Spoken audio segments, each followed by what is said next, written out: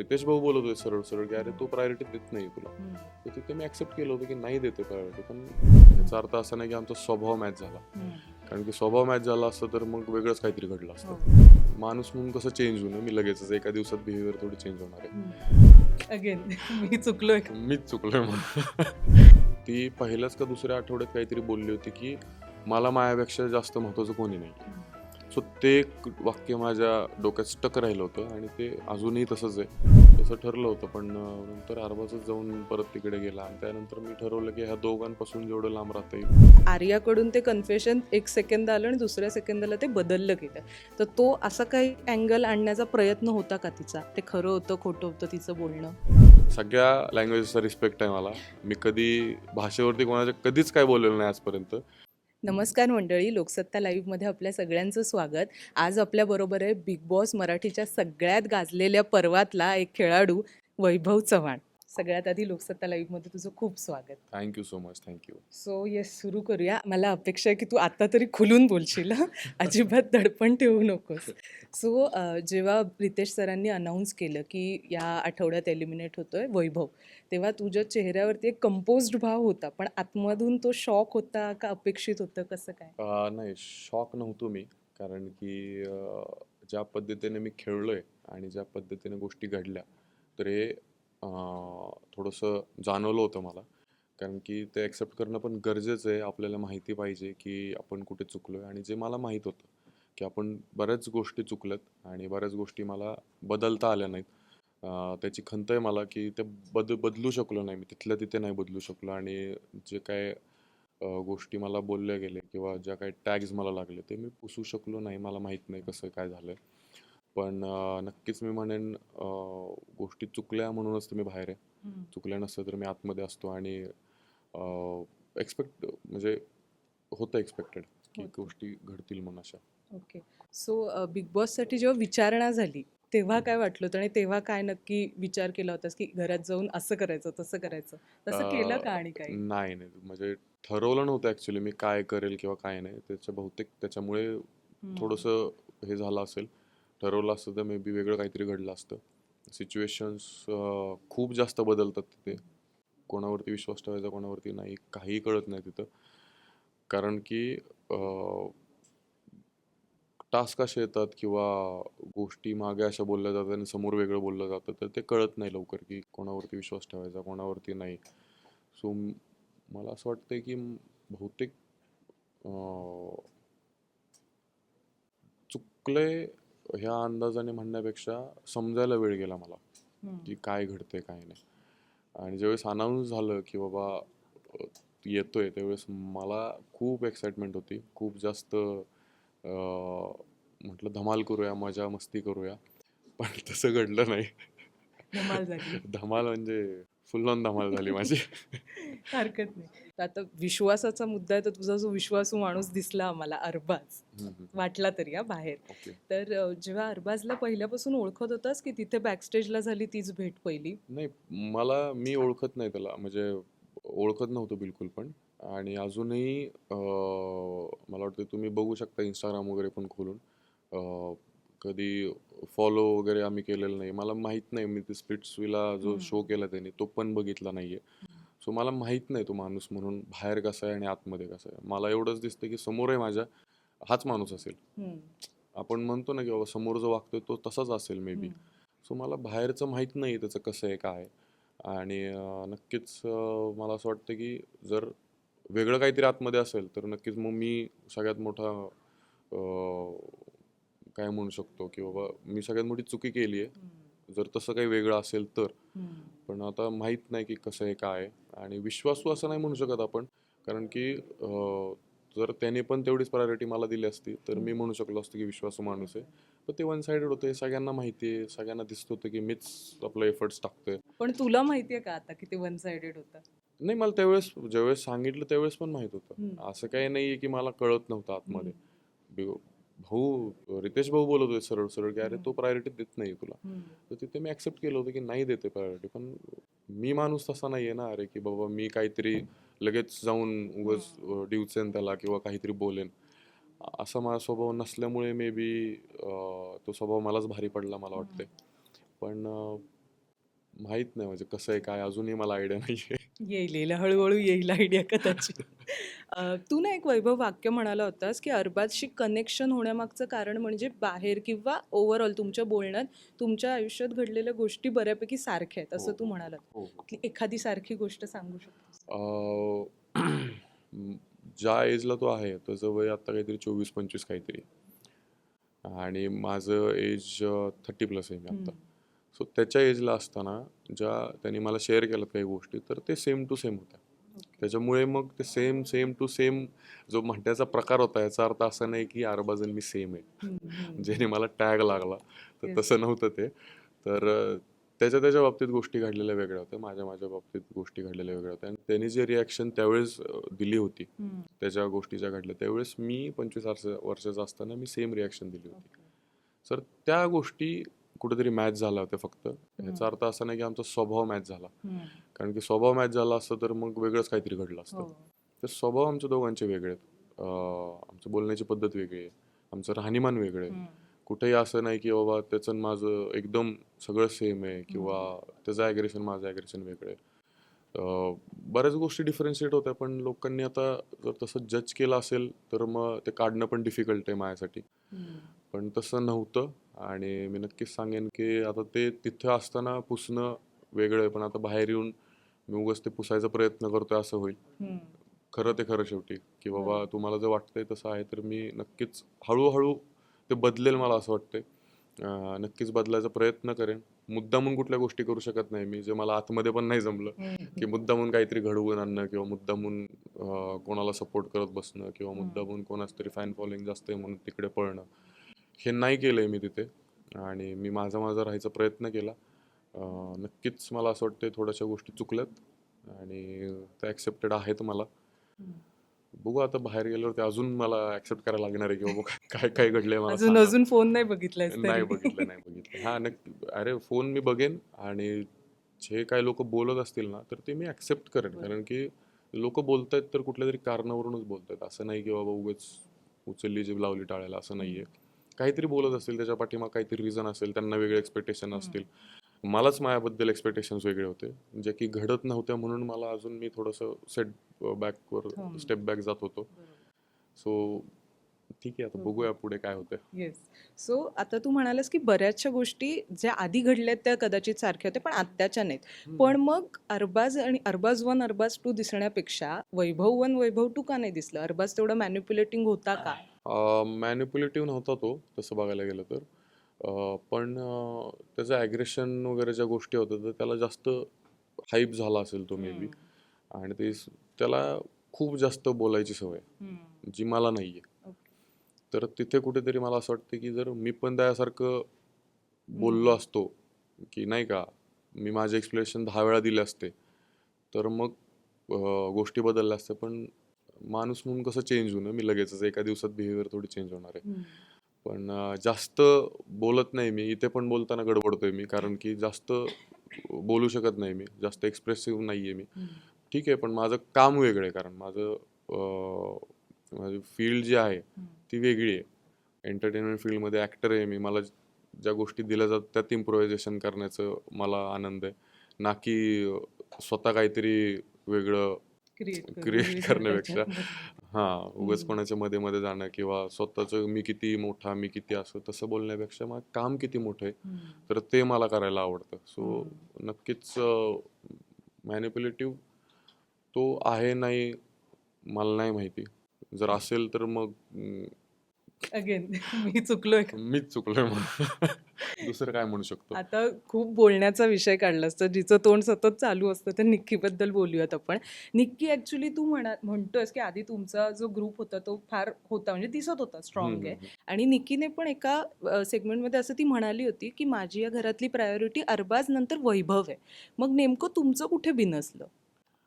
नाही ते मी त्या गोष्टीवरती विश्वास नाही ठेवला पहिल्यापासून, कारण की ती पहिल्याच का दुसऱ्या आठवड्यात काहीतरी बोलली होती की मला माझ्यापेक्षा जास्त महत्त्वाचं कोणी नाही आहे. सो ते एक वाक्य माझ्या डोक्यात स्टक राहिलं होतं आणि ते अजूनही तसंच आहे. भले का त्यांनी बरेच प्रयत्न केले की माझ्यासोबत गोड बोलायचं किंवा मला माहीत नाही तिचा काय फायदा होता का काय होतं मला नाही माहिती, पण मी तर सरळ सरळ तिला म्हटलं होतं की मला इथे पण तुझ्यासोबत फ्रेंडशिप नाही ठेवायची म्हटलं, आणि बाहेर गेलो पण नाही ठेवायची. जे मी तिला तोंडावरती बोललोय, आणि तुझ्या कुठल्याही गोष्टीचा स्टँड मी नाही घेऊ शकत म्हटलं. जिथं तू चुकीची आहेस तिथं मी आवाज उठवणार म्हटलं. आणि तिला मी तिथल्या तिथं मी उत्तरं पण दिले, जे इरिनाचं पण जे घडलं त्यावेळेस पण तिला मी. पण कसं आहे नाही का, मुलीला बोलताना दडपण येतं किती नाही म्हटलं तरी, की कसं बोलू, कारण मुलं मुलं असतं तर काही बोलू शकलो असतो आम्ही एकमेकांना. मग तिथे परत असं झालं की यार, बोललोय ते चुकीचं बोललोय का बरोबर बोललोय हे पण माहित नसतं आपल्याला त्या ह्याच्या ओघात. आर्यासोबत पण तसंच घडलं की बोललो हे चुकीचं बोललोय का खरं खरं तर बरोबर बोललोय हे माहित नसतं. सो बऱ्याच गोष्टी अशा ते सारखं विचार करून करून करून करून ते एक शेल्फ मध्ये गेल्यासारखं झालं मला. आणि ते राहिलं म्हणजे त्या गोष्टी. मला असं वाटतं आता ते चेंज तर तिथले तिथे केल्या असत्या मी तर बरं झालं असतं. बरं झालं. चेंज करण्यावरूनच जी संधी मिळाली होती, म्हणजे जेव्हा तो निकीने बाहेर येऊन ठणाणा केला होता की हा मी नाही, आता मी तुम्हाला टीम एला काही ट्रॉफी वगैरे उचलू देणार नाही, तेव्हा संधी होती. हो. ती संधी गमावलीस असं वाटतंय का? नाही, ती वेगळं. ज्यावेळेस बाहेर आली होती ना त्यावेळेस ॲक्च्युली मीच पुढाकार घेऊन म्हटलं होतं की हिला म्हणजे नाही का, आता हिचं हिचं तिला तिचंच करायचं आहे ना, तर करू दे. त्यावेळेस मग अरबाज आम्ही सगळेजण डिस्कस केलं की यार, जे काय तिला करायचं ते करू दे म्हटलं, आपण आपला गेम खेळूया म्हटलं, काय असेल तो. तसं ठरलं होतं. पण नंतर अरबाजच जाऊन परत तिकडे गेला, आणि त्यानंतर मी ठरवलं की ह्या दोघांपासून जेवढं लांब राहता येईल, जेवढ्या गोष्टी त्यांना काय पर्सनली काय करायचं मला माहित नव्हतं, त्यांचा प्लॅन काय. अरबाजला हे पण बोललो होतो मी, तुझा प्लॅन मला माहित नाही म्हटलं काय. कारण की ज्या पद्धतीने दिसत होतं ते जगाला पण दिसत होते की काय करतायत ते, तर त्याच्यावर मी अजून काय भाष्य करणार आहे. सगळ्यांना दिसतंय, भाऊंना दिसतंय की बाबा काय घडतंय, महाराष्ट्राला दिसतंय काय घडतंय, तर त्याच्यावर मी अजून काय बोलू, असं मला झालं. त्याच्यामुळे मी जास्त काही बोललो नाही. फक्त एवढंच की मी त्यांच्या दोघांच्या गोष्टीला सपोर्ट नाही केला त्यानंतर, की बाबा तुम्ही दोघं जे घेताय ते योग्य डिसिजन आहे, हे असं मी नाही बोललो कधीच. तो जो मध्ये त्यांनी प्रकार केला एक आठवडा, तो खरा होता खोटा होता, काय वाटतंय तुला? मी माहीत नाही मला. जर मला तिथे खरं वाटलं असेल तर मी म्हणेन की यार, मग मी कोणालाही त्रास झाला असेल तर मी तसंच रिॲक्ट केलं असं मला वाटतं, की फक्त अरबाजसाठीच नाही, तिथं दुसरा कोणी व्यक्ती असता तरी मी असंच रिॲक्शन दिले असते की माझ्या भावाला त्रास होतोय. असं काही नव्हतं की बाबा त्याला भाऊ म्हटलं म्हणजे तोच एकटा भाऊ आहे, असं नाहीये. तिथं बरेच जणांना मी मनातून भाऊ मानत होतो, ज्यांच्याबद्दल मला खरंच रिस्पेक्ट आहे. पण तिथे भांडण्याचं कारण हेच होतं की मला ते रिअल वाटत होतं. आता बाहेर आल्यानंतर मला कळेल की बाबा, नीट बघितल्यावरती की बाबा मागे काय काय डिस्कशन झालं त्यांचं, किंवा अजून काही गोष्टी घडल्यात. कारण आतमध्ये जेवढं दाखवलं जातं तेवढंच तुम्हाला रिअल वाटतं, आणि बाहेर पण जेवढं दाखवलं जातं तेवढं. तर मी ते ऍक्च्युअल मध्ये ते सगळे लाईव्ह मध्ये जाऊन मला बघायला लागणार आहे की नक्की काय घडलंय पाठीमागे. तर मला पण आयडिया नाहीये कसं काय घडलंय, कितपत योग्य आहे, कितपत खरं आहे, कितपत खोटं आहे, काहीच आयडिया नाही मला. पण आता या क्षणाला ते खरं वाटतंय का खोटं वाटतंय, जे घडलंय त्याच्यावरून, घरात जे नाही, बघितलं? मी त्यावेळेस पण कन्फ्युजन मध्ये होतो. आणि त्यावेळेस मी स्टँड घेतला होता, अरबासाठी स्टँड घेतला होता मी, की त्याला त्रास होतोय, त्याला त्रास होत होता हे डॉक्टरांनी पण सांगितलं होतं. त्याच्यामुळे मला फक्त माझं म्हणणं एवढंच होतं की बाबा हेल्थ वाईज सपोर्ट केला मी त्याला, ना की कुठल्या गोष्टीत असं बोललोय की यार ह्याला जर त्रास झाला तर मी असं करेन तसं करेन, असं नव्हतं. की बाबा हेल्थ वाईज त्याला काय बोलू नको, किंवा त्याला त्रास होतो तर तू जाऊ नको. निकीसोबत पण माझे त्याच्यामुळेच भांडणं झाले, आणि त्या जागा दुसरं जरी कोणी असतं तरी मी सांगतो मी हेच केलं असतं, 100% हेच केलं असतं, आणि निकीला मी तसंच त्याच पद्धतीने खडसावून सांगितलं असतं. तू मगाशी म्हणालास की फॅन फॉलोईंग एखाद्याची जास्त आहे म्हणून त्याच्या आजूबाजूला फिरणं, असा प्रकार तू केला नाहीस. असे 3 प्रकार घडले असं बाहेर दिसलं, त्यातले कुठले तुला खरे, तुझे नाही बाकीच्यांचे, ते मला सांगा कोण हा कोण. सांगते ते विचारते तुला की एक आता लास्टच्या चक्रव्यूह मध्ये जे झालं की पॅडी दादा सूरजचा वापर करतायत का, यावर तुझी एक टिप्पणी होती तुझी अंकिता बरोबरची, तर तसं खरं वाटतंय का तुला? मी ते हे फिरत होतं ना ते, चक्रावरती, हा, तर त्यावेळेस पण मी ते वाक्य बोललोय, मे बी असू शकतं. कारण की माहित नाही मला खरंच, मी कोणाला डायरेक्टली जज करू शकत नाही. मी असं म्हणू शकत नाही हे बरोबरच आहे म्हणून. पण आणि ज्यावेळेस चक्रव्यूह रूम मध्ये पॅडे दादा गेले होते ना, त्यांना पण काय दाखवलं हे मला अजून आयडिया नाहीये. पण मी तिथं पण म्हटलं की यार असं नसावं मे बी, किंवा असं असू शकतं का, असंच बोललो. हे असंच आहे असं नाही बोललो, कारण की मला नको आहे की असं काही घडावं म्हणून. ओके. कारण दादा जेवढे प्युअरली वागतायत, तर मला असं वाटतं की असं नसलं तर खूप बरं होईल. कारण की माझ्या मनात आहे सगळ्यांबद्दल रिस्पेक्ट आहे, असं डिसरिस्पेक्ट कोणाबद्दलच नाही आहे तिथं. पण मला असं वाटतंय की तसं नसावं, आणि जर ज्या गोष्टी दिसतायत मला त्या खरंच तशा असाव्यात, की बाबा जे जेन्युअन त्यांचं बॉन्ड आहे तो जेन्युअन असावा, अशी माझी इच्छा आहे. पण काही ठिकाणी जर डिस्कस होतंय ह्या गोष्टी, तर त्याला एक काय म्हणू शकतो, कुठेतरी 1% डाऊट असतोच, आणि जो माझ्या मनात पण आहे, अंकिताच्या मनात पण आहे का होता माहीत नाही आता, डीपी दादाच्या मनात पण आहे का होता माहीत नाही. पण आमचं डिस्कशन जेवढं झालंय तेवढं तर 1% डाऊट होता मला फक्त. बाकी असं 100% असंच डिपेंडन्सी आहे किंवा असंच गोष्टी घडतायत, कारण त्यांना पण माहित नाहीये ना की बाहेर काय चालू आहे. आपण इकडून म्हणतोय की त्याची फॅन फॉलोइंग चांगली आहे किंवा काय, पण आतमध्ये त्यांना नाही माहिती आहे ना की कोणाचं काय आहे. तर बॉन्ड पहिल्यापासून चांगला होता त्यांचा. सो नाही सांगू शकत, असं कन्फर्म नाही सांगू शकत. आणि हाच दुसरा प्रसंग मला आर्याबद्दलचा विचारायचा आहे, की मध्ये जे दाखवलं बा आर्याने कन्फेस केलं होतं तुला की तू तिला अट्रॅक्टिव्ह वाटत होतास वगैरे, तर तेव्हा ऑलरेडी निक्की आणि अरबाजचं एक कपल म्हणून ते खूप पुढे येत होते. ते कपल नसले तरी ते पुढे येत होते. तर आर्याकडून ते कन्फेशन एक सेकंद आलं आणि दुसऱ्या सेकंदाला ते बदललं गेलं. तर तो असा काही अँगल आणण्याचा प्रयत्न होता का तिचा? ते खरं होतं खोटं होतं तिचं बोलणं? ते तिथे ज्यावेळेस माझं आणि तिचं बोलणं झालं ना, तर त्यावेळेस तिने सांगितलं की म्हणजे तिने एक्झाम्पल दिले बरेच 2-3, हो, खूप. जे जे मला पण असं होतं ते की अरे मला मी कन्फ्युज झालो ऍक्च्युली, किंवा काय नक्की तुला म्हणायचंय काय नक्की. पण तिथे असं झालं की अरे म्हटलं ह्यासाठी तर मी आलेलो नाही म्हटलं की बाबा असं काहीतरी करायला, किंवा तुला जे वाटतं त्याचा रिस्पेक्ट करतो मी. हे पण म्हटलं की तुला जे वाटतंय ना त्याचा मी रिस्पेक्ट करतो, फक्त ह्या गोष्टी आता परत नको काढायला आपण. कारण की होतं कसं, जर मी म्हटलं असतं हा okay okay very good very good, तर ते वेगळे टर्न घेतलं असतं. तर मी प्रत्येक वेळेस तिला असंच बोललेलो आहे की बाबा नको ह्या गोष्टी, किंवा नको ह्याला वाव देऊ ह्या गोष्टीला. तुझे म्हणजे जेवढं लांब राहतील तेवढं लांब राहू म्हटलं आपण, कारण की भांडणं पण होत होते ना आमचे त्या दरम्यान. काही ना काहीतरी पर्सनली बोललं जात होतं, किंवा काही ना काहीतरी एकमेकांबद्दल रागात काहीतरी आम्ही व्यक्त करायचो एकमेकांना. सो ते पण होत होतं. सो त्याच्यामुळे तिला म्हटलं की नको हा टॉपिकच नको, किंवा ज्या गोष्टी तुला वाटतात तुझ्यापर्यंतच ठेव म्हटलं. आणि त्या गोष्टीचा मी रिस्पेक्ट पण करतो, असं नाही की तू काय पण बोलते हे ते, असं काही नव्हतं.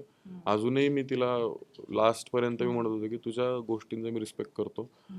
कारण की कोणी एखादा व्यक्ती म्हणतोय आपल्याला तसं, तर त्यात हे नाहीये काय, असं काही चुकीचं नाहीये काय. सो मला असं वाटतं ती चुकीची तर नाहीये त्या बाबतीत कुठे, पण तिच्या गोष्टी तिच्यापर्यंतच ठेवाव्या असं माझं मत होतं फक्त, जे मी मांडलं तिथं. बाकी असं खोटं किंवा वेगळा अँगल किंवा असं काही मला नाही वाटत की तसं असेल. मे बी तसं नसावं तसं मला तर वाटतंय. निक्कीच्या ह्याच्याबाबत मला तुला असं विचारायचं होतं की आर्याला हिंसाचार वगैरे ह्या सगळ्यामुळे बाहेर काढलं, पण निक्कीकडून जी शाब्दिक हिंसा होतीये वारंवार, त्याचा मनावरती कोणाच्या किती परिणाम होतोय माहीत नाहीये. आर्या तेव्हा पण म्हणाली होती की जेव्हा जान्हवी निक्की बरोबर होती तेव्हा जान्हवीला जेलमध्ये टाकलं, आता आर्या आणि निक्कीचं झालं तर आर्याला टाकलं. निक्कीबाबत कुठेतरी पार्शियलिटी होते असं तुला वाटतं का? बिग बॉस हा शो असा आहे की जिथे पार्शलिटी नाही होत, खरं सांगायचं तर. कारण की ज्या पद्धतीनं मी खेळलो, ज्या पद्धतीनं मला डायरेक्ट सगळं सांगण्यात आलं की तू असा तू तसा, तर जिथं पार्शलिटी करायची असते तर माझ्या बाबतीत पण केली असती, किंवा मग कुठेतरी मला पण गोष्टी माझ्या पण काहीतरी चेंज करून दाखवल्या असत्या. पण तसं मला नाही वाटत की होतंय म्हणून. कारण की जेवढं दाखवण्याचा प्रयत्न करतात ते तेवढं ते दाखवतात, पण काही गोष्टी 24 तासामध्ये जे घडतं सगळंच नाही दाखवू शकत. सो जे इम्पॉर्टंट गोष्टी तेवढंच दाखवतात ते. आणि मला असं वाटतंय की गोष्टी 100% आतमध्ये खऱ्या असतात का नसतात हे आतमधल्यांना पण कळत नाही, बाहेरच्यांना पण कळत नाही. सो हे खूप डाऊटफुल आहे सगळ्या गोष्टी तिथं आतमध्ये. सो तर याची फक्त चर्चा करावी, मनावर घेऊ नये. हां, या गोष्टीची फक्त चर्चाच करावी. या गोष्टी जास्त मनावर घेऊ नयेत असं मला वाटतं. कारण की सगळ्यांचं आयडेंटिटी त्यांच्या कामाबद्दल असावी, ना की आता पर्सनली कसे आहेत त्याच्यावरती असावी. त्यांचं काम किती योग्य आहे किंवा ते काय काम करतात ह्याच्यावरती त्यांना जज केलं पाहिजे, ना की पर्सनली. तर कोणीही कसंही असू शकतं, कोणाचे स्वभाव काय आहेत माहीत नसतं आपल्याला. पण त्यांच्या कामाबद्दल, कारण ही फील्ड अशी आहे की ते कामाबद्दल जास्त बोललं जातं की काम काय करतोय, तर त्याबद्दलच जास्त बोलावं अशी माझी इच्छा आहे. आपण आता एक क्विक रॅपिड फायर अरे करूया. बापरे. छोटे छोटेसेच प्रश्न आहेत, सुरू करूया. सो आर्या की निक्की जास्त इरिटेटिंग कोण आहे? नक्की 100%. ओके. इरिना की अरबाज कोण जास्त जवळचं आहे? अरे डेफिनेटली इरिना. मला वाटलं अरे डेफिनेटली अरबाज नाही बोलतोय. नाही, इरिना यार. क्लोज तर ऑब्विसली इरिनाचंच होतो मी, कारण की खूप साऱ्या गोष्टी प्युअर होतात. इथं आता अरबाजचं कसं आहे की मी जर एफर्ट टाकत होतो, तो एफर्ट टाकत नव्हता, हे जगाला पण दिसले, मला पण दिसले, आणि त्याच्यावरती काय भाष्य करणार आहे आता. ओके. सो इरिनाने म्हटलं होतं की बाहेर येऊन वैभवकडून मराठीचा क्लास घेणार. हा होणार आहे की नाही? मलाच फोन लावून विचारायला लागणार आहे, "बाबा तू रेडी आहेस का क्लाससाठी?" ओके. कारण की अजून कॉन्टॅक्ट नाही झालाय माझा तिचा. ओके. So let's see. तुझ्या ऐवजी या आठवड्यात कोण बाहेर यायला हवं होतं असं तुला वाटतं? मी नाही सांगू शकत, कारण की जर मी ह्या गोष्टी एवढ्या चुकून सुद्धा मी जर एवढे दिवस राहिलोय, तर मला असं वाटतंय की जे डिसिजन घेतले ते योग्यच असेल. आता मला असं कोणाला हे म्हणायचं नाही की हा कमी खेळतोय, तो कमी खेळतोय. जे 10 लोक आहेत ते फुल ऑन स्ट्रॉंग आहेत, एवढंच म्हणेन मी. जर तुझ्याकडे अरबाज सारखा डिलिमा असता कॅप्टन्सीच्या बाबतीतला, तर अरबाज सोडून आणि जान्हवी सोडून बाकी कोणाला कॅप्टन बनवलं असतं? अरे बरेच जण आहेत. अंकिता होती. नंतर सूरज झाला, पण सूरजला मी पहिल्यापासून हेच म्हणत आलो की सूरजला माणसं कळतात पण गेम नाही कळत. सो याचा अर्थ असा नाही की तो वीक आहे असं नाही आहे. तो स्ट्रॉंग कंटेंडर आहे, त्याला माहिती आहे कसं खेळायचं आहे, त्याला एकदा गेम समजला तो खेळतो. पण नक्कीच अंकिता आहे, अभिजित पण आहे त्या बाबतीत. नंतर पॅडेदादा एक होते, ज्यांना खरंच कॅप्टन्सी चांगली केली असते त्यांनी. त्यांनी पण चांगली केली. त्यांनी पण खूप भरपूर प्रयत्न करून करून कॅप्टन्सी केली. करत होते. आहेत खूप खूप जास्त लोक सो आहेत. टीम बीला तू दिलं असतंस हा, डेफिनेटली प्राधान्य. डेफिनेटली. येस. कारण की मला नाही वाटत की त्यांना पण माझ्या कॅप्टन्सी बद्दल कधी प्रॉब्लेम होता. हो. हा ठीक आहे, त्यांचा ग्रुप होता म्हणून ते मला काढायचा प्रयत्न करत होते. पण म्हणजे मला जेवढं वाटलं, मला बाहेर माहित नाही कसं काय दिसलंय, आता बघ जाऊन. पण मला जेवढं वाटतं की त्यांना असं नव्हतं की ह्याला बाहेरच काढा आता. असं नव्हतं की हा ठीक आहे, झाला तरी काही प्रॉब्लेम नाही, नाईलाजाने जरी झाला तरी आम्हाला काही प्रॉब्लेम नाही त्या बाबतीत पर्सनली. हे असं तर त्यांनी बोललेत माझ्या तोंडावरती. सो माहित नाही, बनवलं पण असतं. बनवलं असतं. टॉप 3 मध्ये कोण दिसतंय आता तुला? सूरज फॉर शुअर, कारण की आहे तो स्ट्रॉंग आहे, खूप स्ट्रॉंग आहे. नंतर जान्हवी पण आहे, ज्या पद्धतीने आत्ता खेळते ती. पहिलं तर ऑब्व्हियसली ती पण चुकत होती, मी पण चुकत होतो. सो तिने जसं ज्या पद्धतीनं टर्न केलं टेबल्स, सो चांगली गोष्ट आहे ती. आणि अंकिता मे बी, किंवा अभिजित. अरबाजचं नाव नाही घेते मी, कारण की मी एका इंटरव्ह्यूमध्ये घेतलंय पण त्याचं नाव, पण मला तरी पण त्यावेळेस पण थोडासा डाऊट होता की काय, कारण की तो ज्या पद्धतीने आत्ता खेळतोय तो तसंच खेळत राहिला तर मला नाही वाटत की जास्त वरती जाईल, कारण की तो स्वतःचं मग काहीच करत नाही. जसं मला बोलण्यात आलं की तू स्वतःचं काही करत नाही, मी बाहेर आलोय, तसं त्याच्या बाबतीत पण घडेल असं मला वाटतंय. आणि आता शेवटचा प्रश्न, मालवणी मराठी भाषा आहे की नाही? अरे आहे रे बाबा. आहे ना? मी म्हणजे मान्य केलंय आता परत मान्य केलंय. आहे मी तिथे तशा गोष्टी घडल्या नव्हत्या. तिथं एक वाक्य होतं जे रूल बुक मध्ये होतं, शुद्ध मराठी.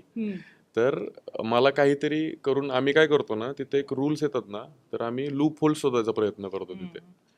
तर तिथे आम्ही बरेच लूप होल्स शोधतो की बाबा हे पण असू शकतं, हे पण असू शकतं, ते पण असू शकतं. तर त्या बाबतीत ज्यावेळेस मी बोललो की बाबा असं असं आहे, त्यावेळेस अंकिताने आवाज उठवला होता आणि अभिजितने पण आवाज उठवला होता की अरे तू असं कसं बोलतोय म्हणून. पण त्यावेळेस मला लूप होल शोधायचं होतं फक्त, ना की कुठल्या कोणाला करायचं होतं की असं काही नव्हतं. मी तर उलट माझीच भाषा शुद्ध नाही, मी कुठनं तुम्हाला सांगणार आहे की कुठली भाषा आहे आणि कुठली नाही. सर उलट सगळ्या लँग्वेजेसचा रिस्पेक्ट आहे मला. मी कधी भाषेवरती कोणाच्या कधीच काय बोललेलं नाही आजपर्यंत, आणि हे बोललो तर हे एवढं मोठं झालं. पण तर आहे आहे, ना? अरे आहे. मग का नाहीये. आणि जरी कोणाला वाईट वाटलं असेल तरी खूप खूप खूप मनापासून मी दिलगिरी व्यक्त करतो, सॉरी बोलतो सगळ्यांना. परत मी असा विचार करेन की असं काही बोलताना 100% विचार करेन मी. आणि सॉरी वन्स अगेन कोणाला हर्ट झालं असेल तर. ओके. सो वैभव, सगळ्यात आधी धन्यवाद. आणि शोच्या बाहेर खूप मोठं जग आहे आणि त्यात आम्हाला अर्बास्टू वगैरे नाही, वैभव चव्हाण दिसू दे लवकरात लवकर, येस अशा येस तुला येस शुभेच्छा. नक्की नक्की. नाही, शोच्या बाहेर तर मी वैभव चव्हाणच आहे आणि वैभव चव्हाणच राहणार आहे.